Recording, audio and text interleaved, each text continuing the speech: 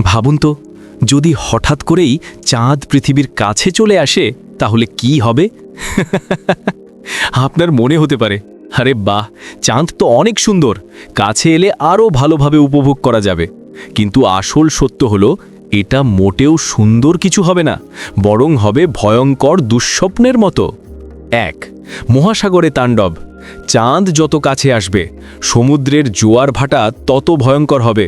ঢেউ এত বিশাল হবে যে উপকূলের শহরগুলো পানির নিচে হারিয়ে যাবে। 2. ভূমিকম্প আর আগ্নেয়গিরি। চাঁদের গ্র্যাভিটি পৃথিবীর ভিতরকে টেনে ধরবে।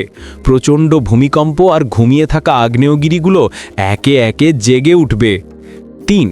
রাতের আকাশ অদ্ভুতভাবে উজ্জ্বল। চাঁদ আকাশের প্রায় অর্ধেক ঢেকে ফেলবে। রাত আর অন্ধকার থাকবে না, প্রতিদিন মনে হবে পূর্ণিমা রাত। 4. দিনের সময় এলোমেলো। চাঁদের আকর্ষণে পৃথিবীর ঘূর্ণন ধীরে যাবে। দিন আর রাত 24 ঘন্টা নয়, বরং 30 থেকে 40 ঘন্টা পর্যন্ত দীর্ঘ হতে শুরু করবে। 5. জীবনের ধ্বংস।